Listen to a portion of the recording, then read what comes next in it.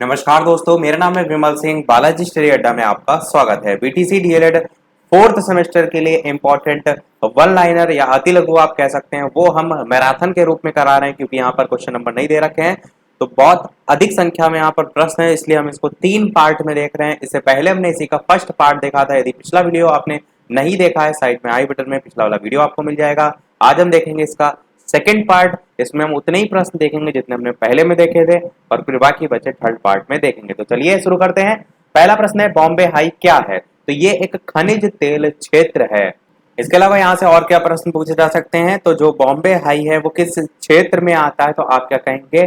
खंबात की खाड़ी जो है उस साइड आता है। और वैसे तो आपका अधिकतर ईयर पूछा जाता है, सन पूछा जाता है, तो आप कहेंगे 1974 में उत्पादन कार्य जो है वो शुरू हुआ था। परंतु अगर खोजे जाने की बात करें तो 1965 में खोजा गया था। 1965 में खोजा गया था और उत्पादन जो है वो 1974 से जो है वो शुरू हुआ था। दूसरा प्रश्न है, तारापुर परमाणु ऊर्जा केंद्र किस राज्य में है? तो उत्तर की बात करें तो महाराष्ट्र राज्य आपका सही हो जाएगा। अगला प्रश्न देखते हैं, अंकलेश्वर क्यों जो है वो प्रसिद्ध है? तो ये जो है वो खनिज तेल के लिए जो है वो प्रसिद्ध है। जैसे ऊपर हमने देखा था कि बॉम्बे हाई भी आपका खनिज तेल क्षेत्र के अंतर्गत आता है, उसी प्रकार अंकलेश्वर भी जो है आपका प्रसिद्ध है। अगला है कि झरिया क्यों प्रसिद्ध है? तो ये कोयले के लिए प्रसिद्ध है। इसी प्रकार रानीगंज कोयला क्षेत्र कहाँ स्थित है? तो पश्चिम बंगाल में जो है वो रानीगंज कोयला क्षेत्र है। अगला है कि तांबा उत्पादन की दृष्टि से कौन सा राज्य प्रथम स्थान पर है? तो देखिए यहाँ पर जो आंसर लिखा हुआ है, वर्तमान की अगर बात करें तो झारखंड में आपका नहीं पहले नंबर पर, पहले नंबर पर आपका एमपी का नंबर आता है, यानी कि मध्य प्रदेश का। जब बात की जाती है कि उत्पादन की दृष्टि से या प्राकृतिक भंडार की दृष्टि से सर्वाधिक उत्पादन, तो आप कहेंगे मध्य प्रदेश में होता है। और इसके बाद नंबर आता है आपका राजस्थान का, और उसके बाद आपके झारखंड वगैरह आते हैं। झारखंड के अंतर्गत सिंहभूम जिला जो है वो फेमस है इसी तांबा उत्पादन के लिए। तांबा को हम इंग्लिश में क्या कहते हैं? कॉपर कहते हैं। और मानव सभ्यता द्वारा सबसे पहले प्रयोग की जाने वाली धातु अगर पूछी जाए तो आप क्या कहेंगे? तांबा जो है वो होती है। अगला है कि अभ्रक उत्पादन में भारत का विश्व में कौन सा जो है वो स्थान है? तो ध्यान रखिएगा, प्रथम स्थान है अभ्रक उत्पादन में अगर पूछा जाए भारत का विश्व में। अगला है, कोलार सोने की खान कहाँ स्थित है? तो आप कहाँ कहेंगे? कर्नाटक में जो है वो स्थित है। अगला है कि बॉक्साइट किस धातु का अयस्क है? तो आप कहेंगे एल्यूमिनियम का जो है वो अयस्क है। इसके अलावा हेमेटाइट का संबंध किस खनिज से है? मैंने पहले भी बताया था, इस प्रकार से अयस्क बहुत पूछे जाते हैं, तो लौह अयस्क से संबंधित है। अगला है कि उत्तर प्रदेश की खनिज नीति कब घोषित की गई थी? तो ये जो है प्रश्न फर्स्ट वाले पार्ट में मैंने पूछा था और कहा था सभी लोग आंसर बताइएगा। अब बात कर लेते हैं उत्तर की। तो उत्तर प्रदेश की पहली खनिज नीति 29 दिसंबर 1998 को जो है वो घोषित की गई थी। अगला है कि उत्तर प्रदेश में कुल कितनी फसलें होती हैं? तो ये सभी आप जानते हैं, रबी की फसल, खरीफ की फसल, जायद की फसल। और इनके अंतर्गत जो फसल होती हैं उस पर बेस भी बहुविकल्पीय पूछे जाते हैं कि इनमें से कौन सी रबी की फसल नहीं है। तो उनको मैंने याद करने की ट्रिक बता रखी है। जीके ट्रिक नाम से एक प्लेलिस्ट है, उसमें जाकर आप देख लीजिएगा। अगला कह रहा है कि गन्ने की फसल पर संक्षिप्त लेख लिखिए। तो उत्तर प्रदेश में गन्ना उत्पादन की दृष्टि से भारत में पहला स्थान है। यहाँ लगभग 35.62% गन्ना उत्पादन होता है। उत्तर प्रदेश में गन्ना उत्पादन के दो प्रमुख क्षेत्र हैं। पहला क्षेत्र तराई क्षेत्र और दूसरा जो है वो गंगा यमुना का दोआब क्षेत्र। यहाँ वर्ष 2006-07 में 1309.92 लाख मीटर टन गन्ना उत्पादित हुआ। अगला है, जायद की फसलों में क्या क्या बोया जाता है? तो ककड़ी, खीरा, परवल, लौकी, मूंग, लोबिया आदि ये सभी जायद की फसलों में आता है। अगला पूछा है, कृषक नीति 2005 की विशेषताएं। ये भी प्रश्न पूछा जा सकता है कि कृषक नीति कब आई थी? 2005, यही प्रश्न में ही लिखा है, इससे ध्यान रखिएगा। विशेषताएं क्या है? जैसे कि गांव स्तर पर ही किसानों के लिए जल प्रबंध करना, मृदा परीक्षण की व्यवस्था करना, इसी प्रकार खेतों में उर्वरक क्षमता बढ़ाने के लिए खाद, बीज, ये सारी सुविधाएं देना, इसी प्रकार मशीनरी संबंधी सारी चीजें वो भी उपलब्ध कराना। इसके अलावा चौथा कह सकते हैं, जो कृषि उत्पाद हैं उनकी बॉन्डिंग हो गया, अंतर्राष्ट्रीय बाजार में हिस्सेदारी है, जिससे क्या हो कि जो भी किसान है उनकी उपज का उन्हें उचित मूल्य मिल सके। देखते हैं अगला प्रश्न, उत्तर प्रदेश राज्य पुरातत्व संगठन की स्थापना कब और क्यों की गई थी? तो ये याद रखने वाला प्रश्न है, याद रखिएगा। 1951 में पुरातत्व और पुरास्थलों में लोक रुचि जगाने के उद्देश्य से लखनऊ में पुरातत्व विभाग की स्थापना की गई थी। तो कहाँ की गई थी? लखनऊ में जो है वो की गई थी। अगला कह रहे हैं कि सारनाथ जो संग्रहालय है उसकी स्थापना कब हुई? तो आप क्या कहेंगे कि सारनाथ संग्रहालय की स्थापना सन 1904 ईस्वी में जो है वो हुई। अगला है कि राजकीय संग्रहालय की स्थापना कब हुई? तो ये 1874 ईस्वी में हुई थी। दोनों में डिफरेंस ध्यान रखिएगा, सारनाथ संग्रहालय और राजकीय संग्रहालय। अगला है कि ललित कला अकादमी लखनऊ जो है उसका संक्षिप्त परिचय दीजिए। तो स्थापना जो है इसकी दृश्य कलाएं हो गई, व्यवहारिक कलाएं हैं, इनकी गतिविधियां और कलाकार जो है उनको प्रोत्साहन और सहयोग प्रदान करने के लिए जो है वो की गई थी। प्रेजेंट की बात करें, वर्तमान की बात करें, तो उत्तर प्रदेश शासन के संस्कृति विभाग की पूर्णता वित्त पोषित स्वायत्त शासी इकाई के रूप में ये कार्य कर रही है ललित कला अकादमी लखनऊ। और जितने भी इवेंट्स वगैरह होते हैं वो भी इसमें आपको देखने को मिलते हैं। अगला है कि कुंभ मेला कब लगता है? ये आपका एक बार प्रश्न यूपी ट्रिपल एससी में पूछा गया था। तो ये 12वें वर्ष में लगता है, ध्यान रखिएगा, कुंभ मेला प्रत्येक 12वें वर्ष में लगता है। अगला है उत्तर प्रदेश नाटक अकादमी लखनऊ की स्थापना कब की गई थी? तो ये 13 नवंबर 1963 1963 को जो है वो की गई थी। अगला है कि उत्तर प्रदेश में कुल कितने सांस्कृतिक विरासत संरक्षण संग्रहालय हैं? तो कुल 83 सांस्कृतिक विरासत संरक्षण संग्रहालय में आते हैं। जैसे कि आपका नेहरू स्मारक संग्रहालय, इस टाइप से आपके कुल 83 सांस्कृतिक विरासत संरक्षण संग्रहालय हैं उत्तर प्रदेश में। अगला कह रहे हैं कि उत्तर प्रदेश में कितने मेलों का आयोजन जो है वो किया जाता है? तो आप कहेंगे 250 मेले जो है उनका आयोजन किया जाता है। अगला प्रश्न है पर्यावरण प्रदूषण जो है उसकी अधिकता के रीजन क्या होते हैं? तो सबसे पहले तो अधिक जनसंख्या, ज्यादा लोग होंगे उतना ही जो है वो कोई भी जो रिसोर्स है उसका यूज करेंगे उतना ही प्रदूषण होगा। इसी प्रकार आवश्यकता की वस्तुओं का अधिक उत्पादन, इसी प्रकार संसाधनों का अधिक दोहन। प्रदूषण के प्रकार आप सभी जानते हैं, वायु प्रदूषण, जल प्रदूषण, ध्वनि मृदा प्रदूषण, रेडियोधर्मी प्रदूषण, ये सभी प्रकार होते हैं। पर्यावरण का अर्थ बताइए। हमारे चारों ओर फैला जो परिवेश है वो वही आपका क्या कहलाता है? पर्यावरण। और परि प्लस आवरण, इसका आप संधि विच्छेद करके उस प्रकार से भी बता सकते हैं। जैसे हम कहते हैं कि जो पर्यावरण है वो दो शब्दों से मिलकर बना होता है, परि और आवरण। परि का मतलब क्या होता है? जो हमारे चारों ओर है, और आवरण जिससे हम घिरे हुए हैं। तो पर्यावरण का अर्थ क्या निकलता है कि उन सभी भौतिक, रासायनिक और जैविक कारकों की इकाई जो किसी जीवधारी या पारितंत्रीय आबादी को प्रभावित करते हैं, वही अपनी लैंग्वेज में आप उसे लिख सकते हैं, उसी को हम पर्यावरण कहते हैं। या साधारण सी भाषा में इस प्रकार से भी कह सकते हैं, हमारे चारों ओर फैला परिवेश या वातावरण। अगला पर्यावरण के जो कारक हैं उनका संक्षिप्त में वर्णन कीजिए। तो भौतिक कारक हो गया, अभौतिक कारक है। भौतिक कारक में जैसे कि मिट्टी, जल, वायु और सौर ऊर्जा, तापक्रम। और अभौतिक कारक में पेड़ पौधे, पशु पक्षी, सूक्ष्म जीव, स्थलाकृति आदि। प्रश्न यहाँ से सबसे ज्यादा आपसे पूछा जाता है बहुविकल्पीय से। प्रश्न में लिखा जाएगा इनमें से कौन से भौतिक कारक नहीं है, ये पूछा जाएगा इनमें से कौन भौतिक या अभौतिक कारक हैं। तो आपको पता होना चाहिए एग्जाम्पल की भौतिक कारक में आपकी मृदा है, जल है, वायु है, सौर ऊर्जा है, तापक्रम है, ये सभी आते हैं। और अभौतिक कारक में पेड़ पौधे हैं, पशु पक्षी हैं, सूक्ष्म जीव हैं, स्थलाकृति हैं, सभी आते हैं। तो ये जरूर ध्यान रखिएगा। अगला देखते हैं पर्यावरण प्रदूषण का अर्थ। तो आप लिख सकते हैं आसानी से, वह प्रक्रिया जिससे भोजन, जल, वायु दूषित हो जाए, हमारे स्वास्थ्य के लिए खतरा पैदा कर दे, पर्यावरण प्रदूषण है। अगला है वायु प्रदूषण, इसके स्रोत। तो वायु में गैसों की एक निश्चित मात्रा होती है, आप सभी जानते हैं, अलग अलग परसेंटेज निर्धारित होता है। यदि इन्हीं किन्हीं भी कारणों से किसी गैस की मात्रा कम या अधिक हो जाती है तो क्या होता है? वायु प्रदूषण, उसी को हम कहते हैं। इसके स्रोत क्या है? आंधी, तूफान, प्राकृतिक स्रोत और मानवीय स्रोत दोनों यहाँ पर दे रखे हैं। अगला है कि जल प्रदूषण के प्रभाव बताइए। तो ये भी आप लिख सकते हैं आसानी से कि अवांछित जो अपशिष्ट पदार्थ होते हैं उनके जल में मिलने से अनेक भौतिक, रासायनिक और जैविक परिवर्तन आ जाते हैं।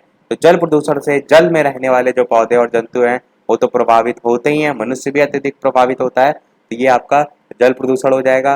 सिंपल सी एक लाइन में क्या कहेंगे? अपशिष्ट पदार्थ जो है उसमें मिलने के कारण जल दूषित हो जाता है, उसमें भौतिक, रासायनिक और जैविक परिवर्तन आ जाते हैं, वही आपका जल प्रदूषण है। आप देखते हैं बहुत से कारखाने वगैरह हैं, उनसे निकले जो अपशिष्ट पदार्थ होते हैं वो नदियों में बहा दिए जाते हैं, तो वो सभी जल प्रदूषण के कारक में अंतर्गत आ जाते हैं।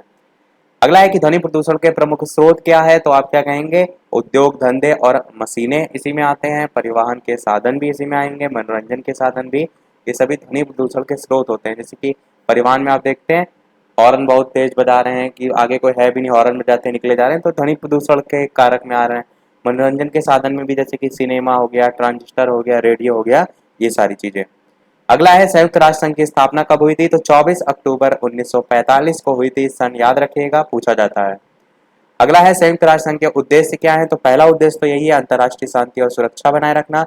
दूसरा है राष्ट्र जो है उनके बीच मैत्री संबंध को बढ़ावा देना। तीसरा है कि आर्थिक, सामाजिक और सांस्कृतिक जो समस्याएं उनको हल करने के लिए अंतर्राष्ट्रीय सहयोग सुनिश्चित करना। और चौथा है राष्ट्रों में आपसी सहयोग और विकास के लिए जो विशिष्ट संस्थाएं हैं उनका गठन भी जो है वो करना। तो वही है, आप कह सकते हैं अंतर्राष्ट्रीय और राष्ट्रीय स्तर पर अलग अलग जो है जो संबंध है उनको बनाए रखने के वही सारे कार्य या उद्देश्य के अंतर्गत इनमें आ जाते हैं।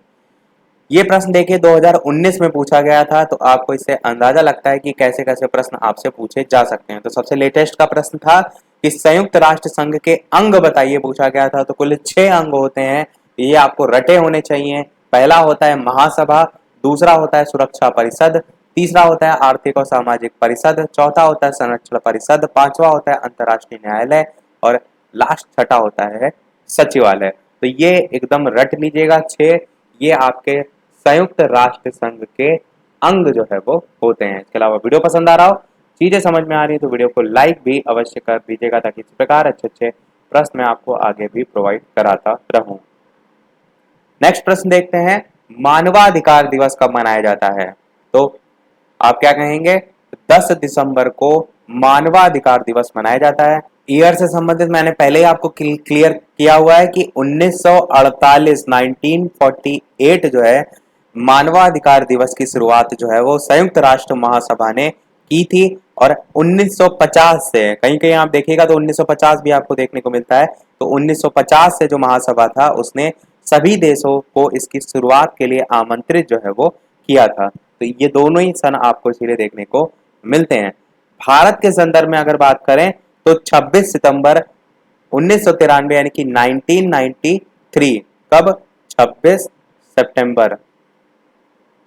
तो 26 सितंबर 1993 से मानव अधिकार कानून अमल में लाया गया था। कहां, भारत में लाया गया था। तो अलग अलग तरीके से इसीलिए प्रश्न पूछा जाता है, आपको पता अवश्य होना चाहिए। अगला देखते हैं, भारत के संयुक्त राष्ट्र महासभा की पहली पहली नहीं केवल महिला अध्यक्ष कौन रह चुकी है, ये पूछा गया है। तो आप क्या कहेंगे, श्रीमती विजय लक्ष्मी पंडित। ये भारत के संयुक्त राष्ट्र महासभा की, भारत की थी और संयुक्त राष्ट्र महासभा की पहली महिला अध्यक्ष जो है वो रह चुकी हैं। अगला कह रहा है कि संयुक्त राष्ट्र सुरक्षा परिषद में कितने सदस्य हैं, नाम उल्लेख कीजिए। तो आप क्या कहेंगे, सुरक्षा परिषद में कुल 15 सदस्य जो है वो होते हैं, जिनमें से 5 स्थायी सदस्य होते हैं जो इस प्रकार हैं। कौन कौन से, चाइना, फ्रांस, रूस, संयुक्त राज्य अमेरिका और ग्रेट ब्रिटेन। इसको थोड़ा सा आप ट्रिक से भी याद रख सकते हैं। यहाँ पर जो सभी मैंने वर्ड लिखे हैं इसीलिए लिखे हैं, तो इनको थोड़ा आगे पीछे अरेंज कर देते हैं। सबसे पहले लिखते हैं एफ, फिर लिखते हैं आर, फिर लिखते हैं सी, फिर अब। तो एफ आर सी आप क्या कहते हैं, आप एफ आर सी किसको कहते हैं, जो आप रिचार्ज कराते हैं उसके अलावा एक रिचार्ज होता है उसे हम कहते हैं एफ आर सी, जो कि आपका मुख्यतः टैरिफ बेस्ड होता है। तो टैरिफ के लिए आप कराते हैं। ट्रिक से इसको थोड़ा सा जोड़ते हैं कि जैसे कि आप 15 रुपए का रिचार्ज कराने गए, फिर किसी ने कहा कि 15 रुपए का रिचार्ज करा रहे हैं आप, बहुत जल्दी खत्म हो जाएगा, उसके साथ 5 रुपए की क्या करिए, एफआरसी करा लीजिए, जिससे आपका टैरिफ काम कर जाए। तो यही यहाँ पर ट्रिक है, एफआरसी अब, ए बी से क्या पढ़ेंगे आप, अब करा लीजिए, एफआरसी अब। अब देखिए सारी चीजों को हम कैसे ट्रिक से समझेंगे कि 15 रुपए के रिचार्ज का मतलब है कि सुरक्षा परिषद में 15 सदस्य होते हैं। इस एफआरसी एब जो है इसमें सभी कंट्री के नाम है, तो उससे आप सुरक्षा परिषद ध्यान रख सकते हैं। और 5 रुपए का और एफआरसी के साथ यानी रिचार्ज के साथ एफआरसी रिचार्ज करा लीजिए। तो आप एफआरसी अब यहाँ पर लिखेंगे, एफ से आपका हो जाएगा फ्रांस, आर से आपका रूस हो जाएगा, सी से आपका चाइना हो जाएगा, ए से आपका अमेरिका हो जाएगा और बी से आपका ब्रिटेन हो जाएगा। तो ये सभी आपके स्थायी सदस्य हैं, जो 5 स्थायी सदस्य हैं। और ये 5 स्थायी सदस्य किसके हैं, तो एफआरसी अब के हैं। इससे भी आप जोड़कर याद रख सकते हैं। देखिए अगर आपको याद है तो अच्छी बात है, अगर नहीं याद है थोड़ा सा ट्रिक से आप जोड़ लीजिएगा। आगे भी प्रश्न में कुछ पॉइंट लिखा है कि जो बाकी बचे 10 अस्थायी सदस्य होते हैं वो केवल 2 वर्षों के लिए महासभा से चुने जाते हैं। जो शेष बाकी बचे, क्योंकि 15 में 5 तो स्थायी हो गए, 10 आपके अस्थायी हो गए। अगला देखते हैं वर्तमान में संयुक्त राष्ट्र संघ में सदस्यों की संख्या कितनी है, तो कुल 193 जो है वो है। और कौन है अध्यक्ष इस समय, तो आप क्या कहेंगे, एंटोनियो गुटरेस जो है वो अध्यक्ष हैं और कुल 193 सदस्य देश हैं। अगला है संयुक्त राष्ट्र संघ के अंतरराष्ट्रीय न्यायालय में कितने न्यायाधीश होते हैं, तो आप क्या कहेंगे, कुल 15 न्यायाधीश जो है वो होते हैं। अगला प्रश्न है यूनेस्को ने भारत की क्या सहायता की, तो यूनेस्को शिक्षा के प्रसार में भारत की सहायता जो है वो कर रही है।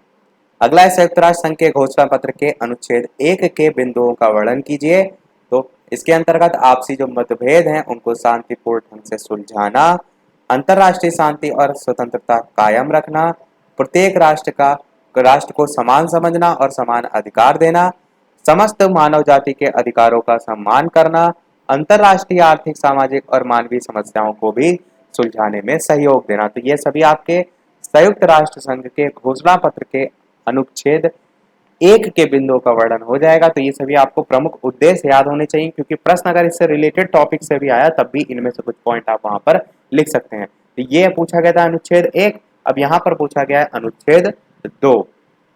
बाकी क्वेश्चन वही है, संयुक्त राष्ट्र संघ के घोषणा पत्र के अनुसार अनुच्छेद 2 के प्रमुख सिद्धांत। तो इसमें क्या है, पहला है किसी राष्ट्र के आंतरिक मामलों में हस्तक्षेप ना करें, दूसरा है कि घोषणा पत्र में लिखित जो उत्तरदायित्व है उनका पालन करें, तीसरा है आपस में जो झगड़े हैं उनको शांतिपूर्ण ढंग से सुलझाएं, और चौथा है किसी राज्य की स्वतंत्रता अखंडता के विरुद्ध शक्ति का प्रयोग ना करें। इसे आप थोड़ा सा इस प्रकार से भी याद रख सकते हैं, कैसे, यहाँ पर देखिए क्या बात की गई, संयुक्त राष्ट्र संघ के घोषणा पत्र के अनुसार प्रमुख सिद्धांत। तो ऐसे कोई दो कंट्री ले लीजिए, अब सोचिए इनमें क्या क्या चीजें हो सकती हैं। पहली ये हो सकती है कि पहली कंट्री दूसरी की कोई कंट्री है उसमें बिना मतलब में कोई हस्तक्षेप ना करे आंतरिक मामलों में, क्योंकि सबके अपने रूल रेगुलेशन है। तो पहला ये पॉइंट हो जाएगा। दूसरा क्या कह सकते हैं कि जो कंट्री है उसने जो भी उत्तरदायित्व दिए हैं कि हम ये करवा देंगे, ये पुल बनवा देंगे, तो जो भी घोषणा पत्र है आप कह सकते हैं उसमें जो लिखे उत्तरदायित्व है उनका पालन करें। तीसरा आप क्या कह सकते हैं कि ऐसा ना हो आपसी में झड़ने लगने लगने, तो वो भी आपको नहीं करना है। और चौथा आप क्या कहेंगे कि स्वतंत्रता किसी भी राज्य की और अखंडता जो है, यानी कि एक पूरा जो देश होता है उसके अंतर्गत अलग राज्य बटे होते हैं, तो किसी राज्य की भी स्वतंत्रता और अखंडता का भी तो आप ध्यान रखेंगे। तो इस प्रकार से आप केवल दो डब्बा बनाकर इन्हें याद रख सकते हैं। अगला देखते हैं संयुक्त राष्ट्र संघ का न्यायालय कहाँ है, तो आप क्या कहेंगे, हेग नीदरलैंड में जो है इसका न्यायालय है, या मुख्यालय भी पूछा जाता है। अगला है संयुक्त राष्ट्र संघ की संस्थाएं कौन कौन सी हैं, इसको याद कर लीजिएगा, मोस्ट इंपॉर्टेंट है। कौन कौन सी हैं, एक विश्व स्वास्थ्य संगठन हो गई, एक अंतरराष्ट्रीय बाल कोष हो गई, एक खाद्य और कृषि संगठन हो गई, एक अंतरराष्ट्रीय मुद्रा कोष हो गई, एक संयुक्त राष्ट्र संघ महिला विकास कोष हो गई। तो ये सभी संयुक्त राष्ट्र संघ की संस्थाएं जो है वो हो जाएंगी। तो नाम ध्यान रखिएगा ये सभी। देखते हैं अपना अगला प्रश्न, वर्ष 2011 की जनगणना वर्ष 1872 से अब तक की कौन सी जनगणना है, तो कौन सी है, ये जो है वो 15वीं जनगणना है। अच्छा प्रश्न है, ध्यान रखिएगा। और अगर आप देखेंगे डीएलएड चतुर्थ सेमेस्टर का पिछला वाला पेपर उठा के, तो जनगणना से क्वेश्चन खूब पूछे गए थे कि कौन सा साक्षरता वाला है, ये सारे टाइप के क्वेश्चन। तो जनगणना को आपको अच्छे से पढ़ना होगा। अगला कह रहा है कि वर्ष 2011 की जनगणना के अंतर्गत साक्षरता दर तो 74.04% जो है वो है। अगला है भारत में राज्यों की कुल संख्या कितनी है, तो आप क्या कहेंगे कि राज्यों की संख्या 28 ही है, परंतु केंद्र शासित की संख्या 8 जो है वो हो गई है। केंद्र शासित प्रदेशों के साथ आपका एक समृद्ध देश के रूप में अब जाता जाता है। अगला देखते हैं जनसंख्या की दृष्टि से सबसे बड़ा राज्य कौन सा है, तो उत्तर प्रदेश आपका सबसे बड़ा राज्य है। अगला प्रश्न देखते हैं कि भारत की कुल जनसंख्या कितनी है, तो 2011 की जनगणना के अनुसार यहाँ पर लिखा है भारत की कुल जनसंख्या 121 करोड़ में है। यहाँ पर 121019343 इस टाइप से नंबर ध्यान रखिएगा। पर वर्तमान में अगर बात करें तो ये इतनी नहीं बढ़ गई है, तब आप कह सकते हैं अब 1 अरब 37 करोड़ के आसपास तक जो है वो पहुंच गई है सन 2020 में। और इसी को आप अरब में भी गिन सकते हैं। यहाँ से अगर गिनेंगे हम इकाई, दहाई, सैकड़ा, हजार, 10,000, लाख, 10 लाख, करोड़, 10 करोड़, उसके बाद अरब, तो 1 अरब 21 करोड़ इस टाइप से भी आप इसे पढ़ सकते हैं। अगला कह रहा है कि जनसंख्या की दृष्टि से भारत का विश्व में कौन सा स्थान है, तो दूसरा स्थान है भारत का। पहले नंबर पर चाइना का नंबर आता है। अगला है भारत में जनसंख्या का घनत्व कितना है, तो आप कहेंगे 382 व्यक्ति पर किलोमीटर स्क्वायर आपका सही हो जाएगा। कहने का मतलब है कि भारत में 1 किलोमीटर पर 382 व्यक्ति जो है वो निवास करते हैं। ये कहने का मतलब होता है जनसंख्या का घनत्व। और यहाँ पर जो स्क्वायर लिखा हुआ है देख रहे हैं, किलोमीटर स्क्वायर, इसका मतलब क्या है कि केवल लंबाई लंबाई नहीं देखी जाती, क्षेत्रफल देखा जाता है, एरिया देखा जाता है। जनसंख्या घनत्व जो है वो जनसंख्या प्रति इकाई क्षेत्रफल पर निवास करने वाले जो लोग होते हैं उनकी संख्या का माप होता है। इसीलिए वर्ग किलोमीटर या किलोमीटर स्क्वायर अवश्य लिख दीजिएगा, केवल किलोमीटर ना लिख के चले आइएगा। अगला देखते हैं, भारत में सर्वाधिक साक्षरता वाला राज्य, तो केरल जो है वो हो जाएगा। अगला है, भारत में नागरिक सुरक्षा संगठन की स्थापना, तो आप कहेंगे 1962 में नागरिक सुरक्षा संगठन की स्थापना हुई थी। अगला है, नागरिक सुरक्षा से आप क्या समझते हैं, तो आप क्या कहेंगे, नागरिक सुरक्षा मूल रूप से नागरिक जो है उनकी नागरिकों की रक्षा से ही संबंधित है। द्वितीय विश्व युद्ध के बाद जो कई तरह से जान माल की हानि हुई थी, तो उसको देखते हुए प्रत्येक देश ने अपने यहाँ क्या किया, नागरिक सुरक्षा संगठन की स्थापना जो है वो की। और इस संगठन में देश के नागरिक अपनी इच्छा से इसके सदस्य होते हैं, जो नागरिक की सुरक्षा के लिए सभी प्रकार के बचाव कार्य और सेवाएं भी प्रदान करता है। अगला प्रश्न क्या है आपका, किसी एक अग्निशामक यंत्र का परिचय दीजिए। तो इसमें आप क्या कहेंगे, सबसे पहले कि अग्निशामक यंत्र क्या होता है, तो आग से बचाव का एक कह सकते हैं युक्ति होती है, जिसमें छोटी आग अगर कहीं लगी हो, छोटे आकार की आग, तो उसको नियंत्रण में किया जा सकता है। आपातकालीन स्थिति में अधिकतर यूज करते हैं, जैसे कि आप पेट्रोल पंप पे देखते हैं, इस प्रकार से सिलेंडर टाइप से होता है, या स्कूल में, कोचिंग्स में, हर जगह अधिकतर देखने को मिलता है। तो वही लिखा है इसके बारे में कि गैस टाइप CO2 अग्निशामक यंत्र, इसमें गैसीय अवस्था में कार्बन डाइऑक्साइड का प्रयोग उन वस्तुओं में लगी आग को बुझाने में करते हैं जो पानी से खराब हो सकते हैं, जैसे कि कागज, बही खाता, cash book, currency note, computer इत्यादि। तो किसी एक की बात की गई थी तो आप इसको लिख सकते हैं। अगला है, सुरक्षा की दृष्टि से हरा रंग किस बात का सूचक होता है, तो हरा रंग प्रशासन और आम नागरिक के लिए हमला या असुरक्षा समाप्त होने का सूचक होता है। क्या, समाप्त होने का। ग्रीन सिग्नल आप देखते हैं, इसीलिए जो ट्रैफिक लाइट होती है उसमें भी एक पॉजिटिव के लिए होता है। अगला देखते हैं, मेक इन इंडिया प्रोग्राम कब प्रारंभ हुआ था, तो 2014 और साथ में 25 सितंबर को प्रोग्राम जो है ये स्टार्ट किया गया था। अगला है, डिजिटलाइजेशन की योजना का क्या उद्देश्य है, तो आप क्या कहेंगे, देश को डिजिटल के साथ शक्ति संपन्न और सूचना अर्थव्यवस्था को सुदृढ़ बनाना उद्देश्य जो है वो होता है। अगला है, सांसद आदर्श ग्राम योजना का शुभारंभ जो है वो कब किया गया, तो लोक नायक जयप्रकाश नारायण जी जो हैं उनके जन्म दिवस पर 11 अक्टूबर 2014 को इस योजना का प्रारंभ प्रधानमंत्री नरेंद्र मोदी जी ने जो है वो किया था। सांसद आदर्श ग्राम योजना। अगला है, प्रधानमंत्री सुरक्षा बीमा योजना क्या है, तो ये योजना उन व्यक्तियों के लिए है जिन्होंने अभी तक सुरक्षा बीमा नहीं कराया है। इसके अंतर्गत 1 लाख से 2 लाख तक की बीमा सहायता दुर्घटनाग्रस्त व्यक्ति को, और प्रीमियम शुल्क इसका 12 रुपए जो है वो प्रति साल है। इसका प्रारंभ जो है वो कोलकाता से हुआ था। प्रधानमंत्री नरेंद्र मोदी जो है उन्होंने कोलकाता से इसका प्रारंभ किया था, और इसमें सबसे बढ़िया जो बात थी, खासियत थी, वो थी इसका प्रीमियम शुल्क मात्र 12 रुपए प्रति साल रखा गया था। अगला है, प्रधानमंत्री जीवन ज्योति बीमा योजना जो है वो क्या है, तो इस योजना के अंतर्गत 330 रुपए प्रति वर्ष जमा करने वाले बीमित व्यक्ति को मृत्यु की दशा में 2 लाख की राशि जो है वो प्राप्त होगी। ये है प्रधानमंत्री जीवन ज्योति बीमा योजना। ये सब एक एक लाइन में आपको पता होना चाहिए कि मोटा मोटा उसमें होता क्या है, क्योंकि अगर प्रश्न कहीं से भी पूछा जाएगा तो आप ऐसा ना उसमें खाली छोड़ के चले जाएं। मेन पॉइंट आपको पता होना चाहिए कि कितने रुपए की जो है उसमें प्रीमियम शुल्क है, कितनी धनराशि जो है वो प्राप्त होती है। अगला कह रहा है, सीमांत गांधी कौन थे, इनका संक्षिप्त परिचय परिचय दीजिए। तो सीमांत गांधी पेशावर के नेता थे। मूल नाम इनका था अब्दुल गफ्फार खां। पेशावर के इलाके में अंग्रेजों के खिलाफ कई वर्षों से संघर्षरत थे। इनके द्वारा जनता में किए गए कार्यों के कारण अहिंसक जो क्रांतिकारी थे उनके वीर जत्थे अर्थात खिदमतगारों के दल तैयार हुए थे। सविनय अवज्ञा आंदोलन में इनकी महत्वपूर्ण भूमिका रही थी और काफी सक्रिय भी जो ये रहे थे। बाकी चीजें तो आप इसमें अपने आप से लिख सकते हैं। मेन आपको नाम, इनका मूल नाम पता होना चाहिए, वो आपको अगर नहीं पता होगा तो आप नहीं लिख सकते अपने आप से। बाकी अंग्रेजों के खिलाफ या कह सकते हैं सक्रिय भूमिका, ये सारे वर्ड आप अपने आप से भी लिख सकते हैं। अगला है, तालिका दे रखी है यहाँ पर, मिलान करना है। रोलेट एक्ट आपका कब हुआ था, तो नीचे आंसर भी दे रखा है, सन 1919। गदर पार्टी की स्थापना की बात करें तो आपका 1913 वाला होगा, क्योंकि नीचे सेकंड का दे रखा है। इसी प्रकार तीसरा बात करें, चौरी चौरा कांड, तो आपको मैंने काफी बार बताया है 1922। फिर आपका साइमन कमीशन का भारत में आगमन तो आपका हो जाएगा 1928। ये सन आपको 1927 भी कहीं कहीं देखने को मिलता है। भगत सिंह का शहीद होना तो ये 1931। और साथ ही आप तारीख भी याद रख सकते हैं, 23 मार्च 1931 जो है वो तारीख थी भगत सिंह का शहीद होना। तो ये सही मिलान हो गया, नीचे आप आंसर भी देख सकते हैं। अगला देखते हैं, गैर सरकारी संगठन का अर्थ बताइए। तो ऐसा संगठन जो बिना लाभ प्राप्ति के सभी प्रकार के उद्देश्य से गठित हो, वो आपका गैर सरकारी संगठन कहलाता है। इसकी समिति के संबंध में पूछा गया है कि संगठन की समिति कब बनाई गई, तो 21 जून 1946 को जो है वो किया गया था गैर सरकारी संगठन की समिति का गठन।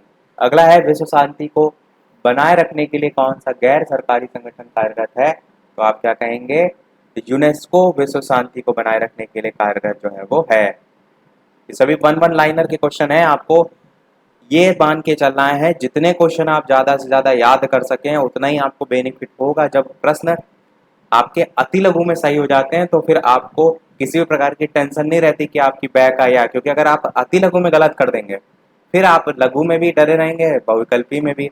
तो इसलिए वन लाइनर और बहुविकल्पी इन पर मेन फोकस आपको करना है। इसीलिए इतने टाइप के प्रश्न कराए जा रहे हैं कि यहीं से ही सारी चीजें प्रश्न जो है आपकी आ जाए। अगला देखते हैं, विविधता से आपका क्या अभिप्राय है। तो आप जानते हैं विविधता का मतलब होता है अलग अलग भाषा, धर्म, जाति, लिंग के आधार पर जो है वो हो सकती है, उसी को विविधता हम कहते हैं। एकता का आशय क्या है, आप सभी जानते हैं, विभिन्न धर्म, समुदाय, जाति, भाषा के व्यक्तियों को एक सूत्र में बांधना। अगला है, धार्मिक एकता से क्या मतलब है, तो आप यही चीज कह सकते हैं अलग अलग धर्मों में एकता बनाए रखना, उसी को आप कह सकते हैं। अगला है राजनीतिक एकता, तो इसमें लोकतांत्रिक जो संगठन है उनको एक मत और जुट करना। अगला है राष्ट्रीय पक्षी का नाम, तो आप क्या कहेंगे, राष्ट्र पक्षी का नाम मोर है। मैं जो केवल मेन पॉइंट है वही बता रहा हूँ ताकि आप केवल वही चीज याद रखें, बाकी इतना लंबा चौड़ा पढ़ना है तो आप किताब से भी पढ़ सकते हैं। अगला राष्ट्रीय प्रत्येक की श्रेणी में क्या क्या आता है, राष्ट्रगान आता है, राष्ट्रगीत आता है, राष्ट्रीय ध्वज आता है, राष्ट्रीय सेना, राष्ट्रीय मुद्रा, राष्ट्रीय खेल, राष्ट्रीय पक्षी, मुहर और स्तंभ, ये सभी आपके राष्ट्रीय प्रतीक की श्रेणी में आता है, ये चीज ध्यान रखिएगा। अगला है आतंकवाद के उद्देश्य बताइए, तो आप क्या कहेंगे, सबसे पहले तो जो उनके उद्देश्य हैं, आदर्श है, उनका प्रचार प्रसार करना, जनता का समर्थन प्राप्त करना। दूसरा क्या हो जाएगा उद्देश्य, अपने संगठन की शक्ति बढ़ाने के लिए विभिन्न तरीके से जो युवा वर्ग है उनको अपने पक्ष में जो है वो लेना। अगला प्रश्न देखते हैं, सांप्रदायिकता क्या है, तो आप क्या कहेंगे, इससे अभिप्राय अपने समुदाय के प्रति आस्था रखना और उसके कल्याण के लिए सोचना और दूसरे संप्रदाय के प्रति घृणा की भावना रखकर अपने संप्रदाय का ही कल्याण सोचना, यानी कि अपना ही केवल सोचना, दूसरे के बारे में ना सोचना, उसके प्रति घृणा रखना, वो आपका सांप्रदायिकता में आता है। अगला, अंग्रेजों ने भारत में सांप्रदायिकता को बढ़ाने के लिए क्या किया, फूट डालो और राज करो, आपस में लड़ा दो और अपना जो है वो राज करो, ये जो है वो सांप्रदायिकता के लिए अंग्रेजों ने किया। अगला है, सांप्रदायिकता भावना को दूर कैसे किया जा सकता है, तो सबसे पहला तो शिक्षा के व्यापक प्रसार के द्वारा, दूसरा सभी सदस्यों के सामूहिक प्रयास से भी राष्ट्रीय पर्वों को आयोजित किया जाए, तो ये सारी चीजें आपकी इसको दूर करने के लिए हो जाएगा। ध्यान रखिएगा, सांप्रदायिक वर्ड जो है आपका एक निगेटिव वर्ड है। अगला है, जातिवाद क्या है, तो ये भी आपका निगेटिव वर्ड है कि एक ही जाति के लोगों में पाई जाने वाली वो भावना जिसमें लोग अपनी जाति के हितों के समक्ष अन्य जातियों को हानि पहुंचाने के लिए प्रेरित करते हैं, वो आपका जातिवाद होता है। इसकी क्या हानियां हैं, दंगे हो सकते हैं, औद्योगिक कुशलता में कमी आ सकती है। पंडित जवाहरलाल नेहरू के शब्दों में गुट निरपेक्षता का क्या अर्थ होता है, तो सैनिक गुटों से अपने आप को अलग रखने का किसी देश द्वारा प्रयत्न करना, ये जो है वो गुट निरपेक्षता इनके अकॉर्डिंग होता है। अगला है, पंचशील के सिद्धांतों का निर्माण किस वर्ष किया गया, तो मैंने पहले ही बताया था इसमें जो पंचशील में 5 आते हैं वर्ड वो आपको पता होना चाहिए।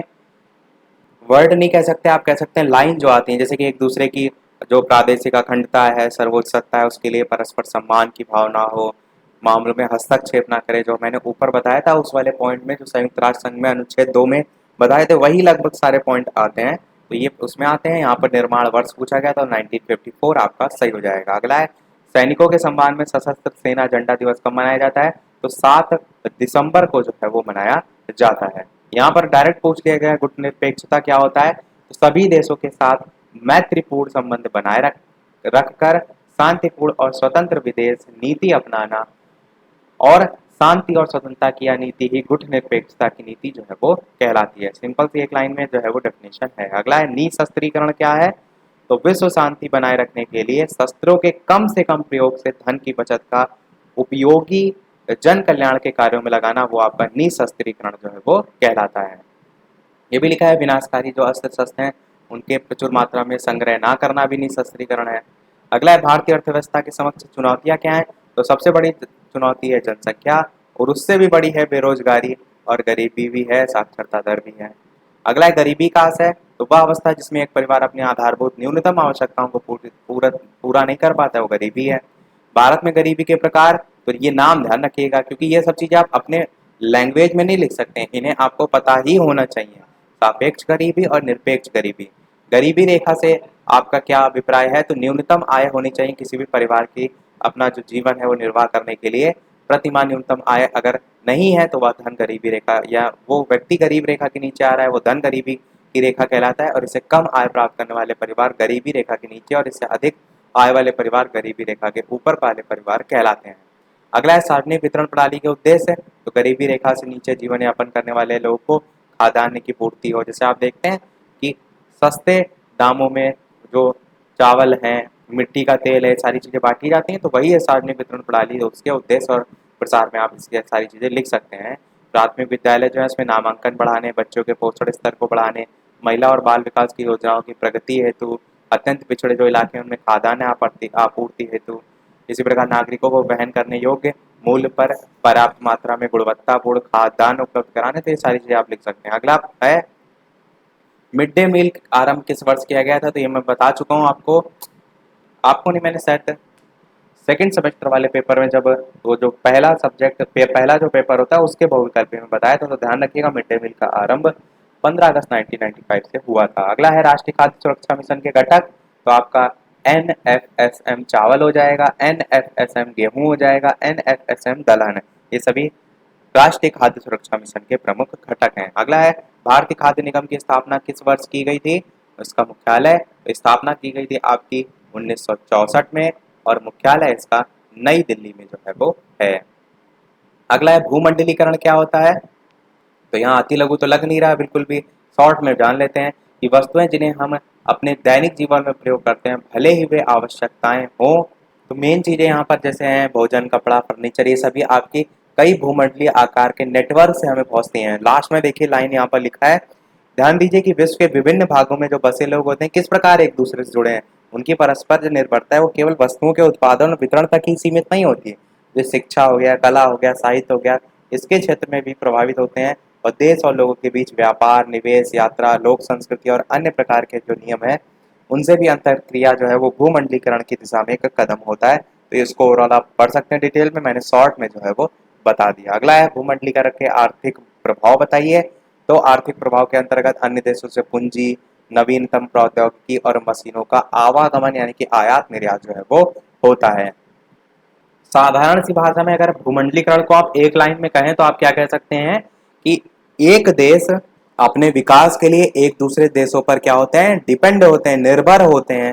तो भूमंडलीकरण की प्रक्रिया में भी आप देखते हैं कि देश जो है एक दूसरे पर परस्पर निर्भर हो जाते हैं। उनके आपस में बीच में व्यापार हो गया, निवेश हो गया, यात्रा है, लोक संस्कृति, अलग अलग प्रकार से जो है वो जो आवागमन की बात की मैंने वही जो है वो होता है। अगला है सांख्यिकी माध्यमों का वर्णन। तो तीन आपके माध्य होते हैं, समांतर माध्य, माध्यिका और बहुलक। ये सांख्यिकी को लेकर अगर पूछा जाए तो ध्यान रखिएगा। अगला है संख्यात्मक जो राशियों का समांतर माध्य ज्ञात कीजिए। यहाँ पर राशि दे रखी है 10, 12, 18, 12, 14, 16, 15 और ये भी लिखा है अथवा समांतर माध्य ज्ञात करने का सूत्र लिखिए। मतलब इन दोनों में से कोई एक चीज आपको करनी थी। 2016 में देखिए प्रश्न पूछा गया था, तो प्रीवियस ईयर में पूछा गया है। तो समझ लेते हैं आपका क्या होता है समांतर माध्य का सूत्र। तो सूत्र यहीं पर लिखा हुआ है सिग्मा x अपॉन n। अब सिग्मा x का मतलब क्या है, सभी जो संख्या यहाँ पर दे रखी हैं इन सभी का जोड़ करना और उसके बाद जितनी संख्या है उनसे डिवाइड कर देना। तो यहाँ पर आप देखिए 1, 2, 3, 4, 5, 6, 7। तो संख्या कितनी है, 7 है, यानी कि n का मान आपका हो जाएगा 7। और सिग्मा x का मतलब होता है इन सभी का जोड़। तो इन सभी को जोड़ेंगे तो 140 आएगा। तो यही यहाँ पर फॉर्मूले में पुट करके लिखाया गया है 140/7 आपका 20 जो है वो हो जाएगा। ये हमारा लास्ट पेज है। देखिए ये लाइन खींची हुई है जो यहाँ से नया पेज आपका स्टार्ट होता है, तो ये हमारा लास्ट पेज होगा। और इसके बाद के बाकी बचे प्रश्न हम कल बाकी जो पार्ट होगा थर्ड वाला उसमें जो है वो देखेंगे। तो ये लास्ट पार्ट देख लेते हैं। वीडियो अभी तक आपने लाइक ना किया हो, इतनी सारी मेहनत हम आपके लिए कर रहे हैं, आप ही के लिए दिन रात बैक टू बैक वीडियो बना जा रहे हैं, तो वीडियो को लाइक अवश्य कर दीजिएगा ताकि मुझे भी मोटिवेशन मिलता रहे। मैं कोशिश यही कर रहा हूँ जल्दी से जल्दी सारी चीज़ें आपको बताते रहूँ ताकि कम समय में ज़्यादा चीज़ें आपको मिल जाएं। माध्यिका को उदाहरण देकर समझाइए, यहाँ पर प्रश्न में पूछा गया है। तो कोई भी श्रेणी आपकी जैसे श्रेणी ऊपर वाली दे रखी थी इस टाइप से, तो सबसे पहले इसको क्या करना होता है, आरोही या अवरोही क्रम में रखा जाता है। बढ़ते छोटे से बढ़ते क्रम में रख सकते हैं या बढ़ते से घटते क्रम में भी रख सकते हैं। वैसे अधिकतर आपका छोटे से बढ़ते क्रम में ही रखा जाता है। तो बीच वाले पद का जो मान होता है उस श्रेणी को हम माध्यिका जो है वो कहते हैं। और माध्यिका श्रेणी को दो भागों में विभाजित करते हैं। एक भाग में प्रत्येक पद का मान माध्यिका से कम और दूसरे भाग के प्रत्येक पद का मान माध्यिका से अधिक होता है। इस पद के दोनों ओर निरीक्षण जो है उनकी संख्या बराबर होती है। निरीक्षण की संख्या अगर n विषम है तो आरोही और अवरोही में रखे हुए जो पद है उसमें n+1/2 वे पद का मान माध्यिका होगा, और अगर n सम है तो ये आपका माध्यिका का सूत्र ये होता है। कहने का मतलब क्या है, इस के जरिए मैं आपको बताता हूँ। जैसे इस टाइप से आपका दे रखा है, सबसे पहले क्या करेंगे, आप इसे अरेंज करेंगे। सबसे छोटी संख्या 10, उससे बड़ी 12, फिर 10 के बाद 12 को रखेंगे, फिर आप इसी प्रकार 14, फिर 16, फिर 18, फिर 20, फिर 50 आपने रख दिया। फिर देखेंगे ये संख्या टोटल कितनी है, 1 2 3 4 5 6 7 है आपकी। तो 7 आपकी कैसी संख्या है, आप कहेंगे विषम संख्या है। तो विषम संख्या है तो उसके लिए सूत्र आपका ये होता है n+1/2 वे पद का मान। और अगर वही सम होती तो उसके लिए ये जो है हम मान रखते हैं। यहाँ पर जो n है वो क्या है, n वही है जो हमने ऊपर गिना, n ही को तो हमने बताया सम है विषम है। तो यहाँ 7 आप पुट कर देंगे तो 7+1/2 हो जाएगा, तो आपका 8/2 हो जाएगा। तो आपका वहां से चौथा निकल कर आएगा। तो जो चौथा निकलता है वो वहां पद होता है। यहाँ पर आगे देखिए लिखा है वे पद, ऐसा नहीं कि 4 ही आपका आंसर हो जाएगा, उसका मतलब क्या है, वे पद, 4वें पद। तो चौथा पद आप यहाँ से गिनेंगे, जब अरेंज करेंगे तो पहला दूसरा तीसरे चौथे नंबर पे क्या आ रहा है, वही आपकी जो है वो माध्यिका हो जाएगी। आई होप समझ में आपको आ गया होगा। एक क्वेश्चन भी यहाँ पर दे रखा है, एक कक्षा के 43 विद्यार्थी, उनको आयु के आरोही क्रम में खड़ा किया गया है। 43+1/2 अर्थात 22वें विद्यार्थी की आयु कक्षा की माध्यिका आयु जो है वो कहलाएगी। खड़े हुए विद्यार्थियों की संख्या यहाँ पर 44 जो है वो दे रखी है। माध्यिका आप निकालेंगे किसके लिए, विषम संख्या के लिए। तो 44+1/2 करेंगे विद्यार्थी की आयु, तो आपका यहाँ से निकलेगा 22.5 विद्यार्थी की आयु। अब जो नेक्स्ट वाला पोर्शन दे रखा है उसके आधार पर आप रख देंगे जो कि विषम संख्या क्या होता है, जो कि मैंने ऊपर यहाँ पर ये देखिए बताया अभी। तो विषम संख्या में भी सेम वही वैल्यू पुट कर देंगे, 22वें विद्यार्थी की आयु प्लस 23वें विद्यार्थी की आयु बटे 2। तो ये आपका यहाँ से एक एग्जाम्पल के तौर पर दिया है, क्वेश्चन नहीं दिया है आपका। क्वेश्चन को डिटेल में समझना है तो मैथ वाली प्लेलिस्ट में देखिएगा, डीएलएड 4 सेमेस्टर नेम से है, वहाँ पर सभी सब्जेक्ट मैंने 2020 के लिए जो है वो करा दिए, उसको देख लीजिएगा और अच्छे से आपको समझ में आ जाएगा। ये है अपना, ये है आपका इस वीडियो का लास्ट प्रश्न, और इसके बाद एक प्रश्न हम आपसे भी पूछेंगे। तो बहुलक पूछा गया है। बहुलक क्या होता है, ये जैसे कि मैं साधारण सी भाषा में कहूँ, ये कहानी कथा नहीं मैं बता रहा हूँ। जैसे ये संख्या दे रखी है तो इस संख्या में आप क्या देखेंगे, कौन सी संख्या सबसे ज्यादा बार आई है। तो जैसे यहाँ पर देखिए 9 आपका एक ही बार आया, 14 आपका देखिए कितनी बार आया, तो आप कहेंगे 14 भी एक बार आया, 10 भी आपका आया, पर 11 आपका देखिए सबसे ज्यादा बार आया, 3 बार आया है, तो 11 ही आपका बहुलक हो जाएगा। तो यही होता है आपका बहुलक। यहाँ पर देखिए पूछा भी गया है। और एक चीज और ध्यान रखिएगा कि इनको आरोही क्रम में लिख लीजिए ताकि आपको ये समझ में आ जाए। देखिए कि 11 3 बार आया, 12 एक बार आया, 13 14 एक एक बार सब आ रहा है, तो इसे आपको पहचानने में आसानी रहती है। तो 11 सबसे अधिक बार आया है, इसलिए इसका बहुलक जो है वो 11 हो जाएगा। तो हमारे प्रश्न आज सेकंड पार्ट के भी समाप्त हो गए। बाकी बचे हमारे जो प्रश्न होंगे थर्ड पार्ट में वो हम देख लेंगे, और ये सभी हमारे वन लाइनर जो है उसके समाप्त हो जाएंगे। इससे पहले हमने साइंस के देखे थे, अगर आपने नहीं देखे हैं तो उसको देख लीजिएगा। इसी के वीडियो के डिस्क्रिप्शन में सभी वीडियो की प्लेलिस्ट आपको मिल जाएगी, one liner, MCQ, fast revision, सारी चीज़ें।